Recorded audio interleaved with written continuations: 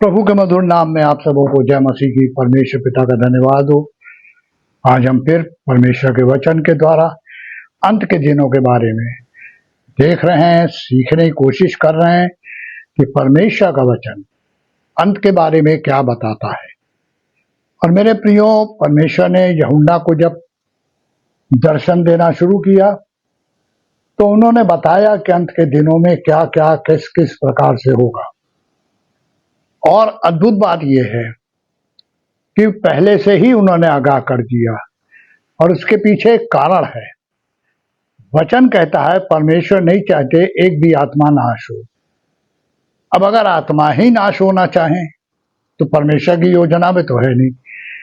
लेकिन अगर हम अपनी अभिलाषाओं से अलग नहीं होंगे, अपनी इच्छाओं से अलग नहीं होंगे, उन कार्यों को करेंगे जिन्हें परमेश्वर ने मना किया, जो नहीं चाहते, तो बाइबल एकदम खुले रूप से कहती है कि जोशुआ ने जब इस्राएल कौम को निकाल लिया, बस गए कनान में, तो जोशुआ ने एक बात कही थी कि आज तुम अपने लिए ये चुन लो कि तुम्हारे लिए भला क्या है, परमेश्वर की सेवा करना या संसार में रहना और सेवा करना।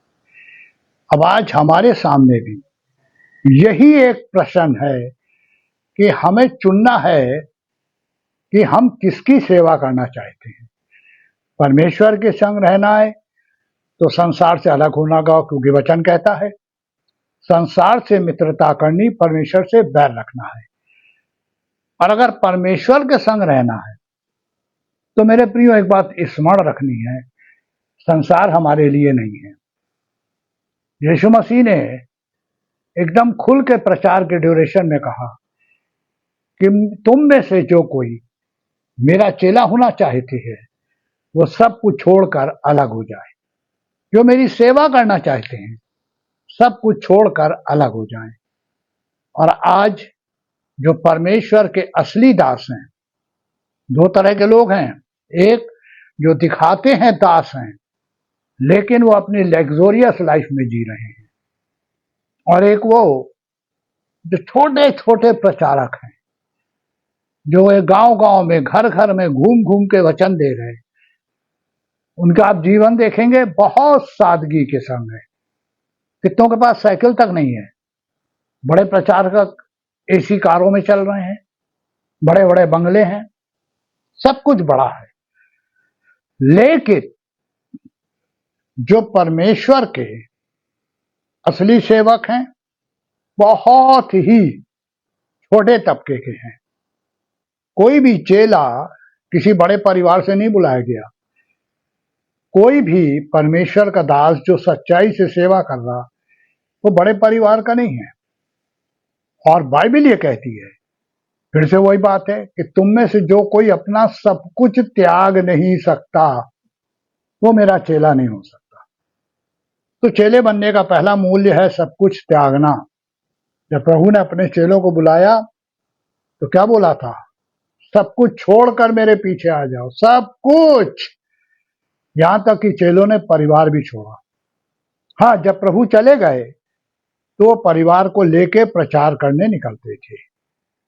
मेरे प्रियो, आज हम जब परमेश्वर के वचन के द्वारा अंत के दिनों को देख रहे हैं, और खास तौर से हम प्रकाशित वाक्य 5वें बाब की 12वीं आयत में जाते हैं तो वहां पर 11वीं आयत में लिखा है कि स्वर्गदूतों का झुंड यीशु मसीह की बड़ाई करता हुआ दिखाई पड़ा।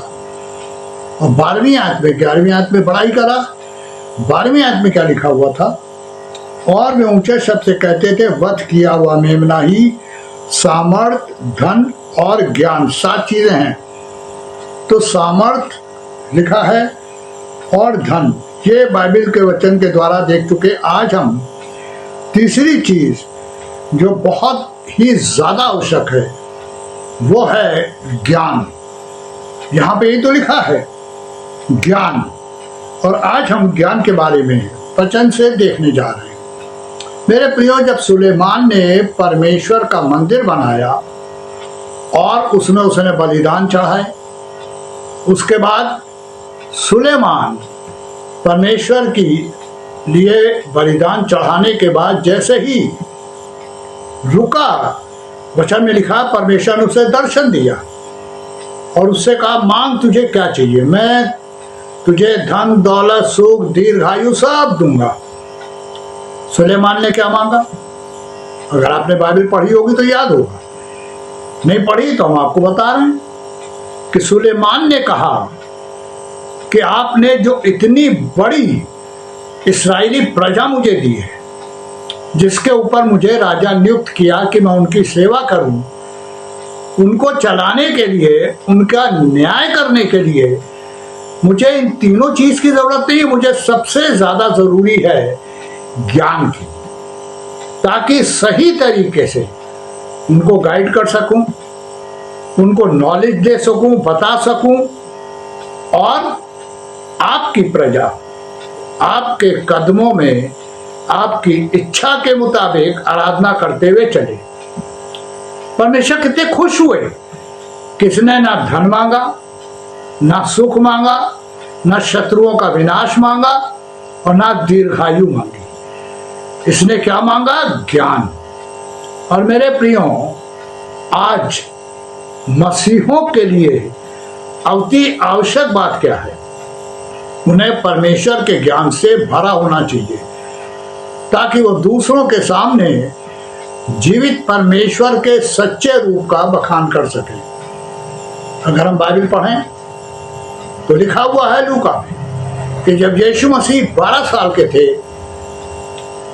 उनके माँ बाप मंदिर गए, वो वहां उनसे अलग हो गए और वो जाकर एक आंगन में बैठ गए, उसारे में, खुला प्लेस था, और वहां पर फकीर फरीसी उनसे वाद विवाद करने के लिए बैठे।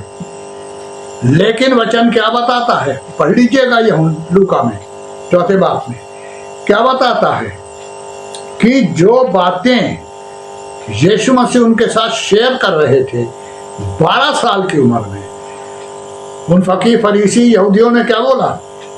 इसे इतनी उम्र में इतना ज्ञान कैसे आ गया है?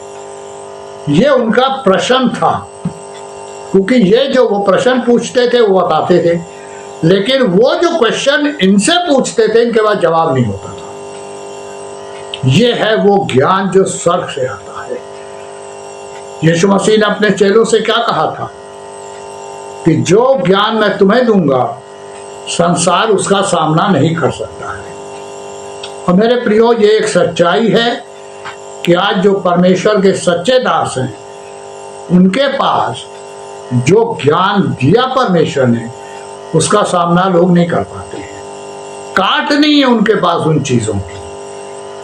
तो यीशु मसीह जब स्वर्ग जा रहे थे तो मत्ती 28 उसकी 16वीं से 20वीं आयत में जब हम पढ़ते हैं तो यीशु मसीह ने क्या कहा?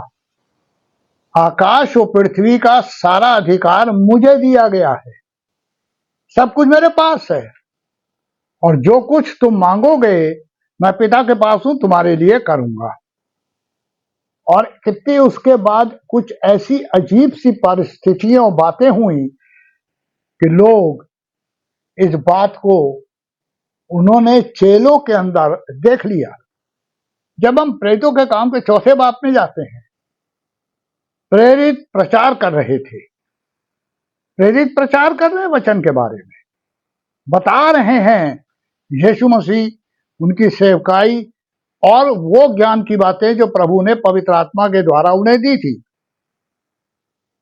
कि को स्तोत्रा, पवित्र आत्मा ने उनके अंदर भर के अपनी सामर्थ दिखाई। और वचन में बिल्कुल खुल के लिखा हुआ है कि जब ही यहूदी फकीर फरीसियों ने उन चेलों के बारे में मालूम किया और देखा, तो उन्होंने कहा, अरे ये तो अनपढ़ लोग हैं। मछुआरे थे वो, ये अनपढ़ लोग हैं और इनके पास इतना ज्ञान कहां से आ गया? ये है वो मिरेकल जो परमेश्वर अपने लोगों को देते हैं। मेरे प्रियो, क्या आज वो ज्ञान हमारे पास है कि हम किसी की आर्गू को सही रूप से उत्तर दे के बता सकते हैं? उनके क्वेश्चनों का जवाब दे सकें। आप जब प्रभु की सेवा में लगेंगे तो बहुत से लोग हैं, बहुत तरह के प्रश्न पूछेंगे, पर क्या हमने परमेश्वर से इस ज्ञान को मांगा है? प्रार्थना में यह बुद्धि मांगी है कि प्रभु मुझे बुद्धि दीजिए कि मैं लोगों को काट सकूं उनकी उस नॉलेज से जो वो मेरे सामने अपने द्वारा रखते हैं। और वचन कहता है परमेश्वर देते हैं। उनका क्या कहना है मत्ती 11:28 में, मांगो तो तुम्हें दिया जाएगा। अब आज बड़ी अजीब सी बात है, लोग क्या मांग रहे हैं प्रार्थनाओं में? धन, सुख, लंबी आयु, शत्रुओं का विनाश। जब परमेश्वर ने यही बात किससे कही थी? सुलेमान से। तो सुलेमान ने मना कर दिया था, नहीं हमें तो, मुझे आप ज्ञान दीजिए। यदि आज हम परमेश्वर के दर्शन को पाएं, प्रभु यीशु के दर्शन को पाएं, तो हम उनसे क्या मांगेंगे? सोचिए हमारी डिमांड क्या होगी। क्या हम ज्ञान मांगेंगे कि हम उस राज्य के बारे में लोगों को सही दर्शन के बारे में बता सकें जो प्रभु यीशु अपने लोगों को देना चाहते हैं? मेरे प्रियो, हम संसार में कहीं नहीं लिखा हम सुखी रहेंगे।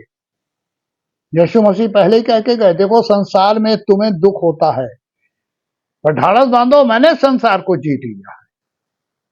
तो हम तो उनके पीछे चल रहे हैं, हमें तो जीतते हुए जाना ही है। एक अजीब सी गवाही मैंने सुनी कि जब एक इंसान जो परमेश्वर की सेवा करते थे अपनी मृत्यु शैया पे थे, तो वो गाना गा रहे थे। लोगों को बड़ा अजीब लगा। उन्होंने कहा है कि अरे ये देखो, इन्हें मालूम अब ये बचेंगे नहीं, खत्म हो रहे हैं, और ये गा रहे हैं। और उन लोगों ने उनसे पूछा, कई लोगों ने कहा इस सेंस में नहीं है, लोगों ने कहा बात करें, पूछा, उन्होंने कहा नहीं मैं सेंस में हूं, मैं इसलिए गा रहा हूं कि प्रभु के दूत जो मुझे लेने आए, तो मेरे प्रियो प्रभु तो चले गए। अब उन्होंने कहा कि पिता के मेरे नाम से जो कुछ मांगोगे मैं तुम्हें दूंगा। अब क्वेश्चन ये है जो मैं आपके बीच में छोड़ रहा हूं कि हम आज अपनी प्रार्थनाओं में परमेश्वर से क्या मांग रहे हैं। हमको ये देखना है कि हमारी डिमांड क्या है। मेरे प्रियो, मैं एक बात जानता हूं, वो ये कि जो स्वर्ग में आनंद है वो कहीं नहीं है।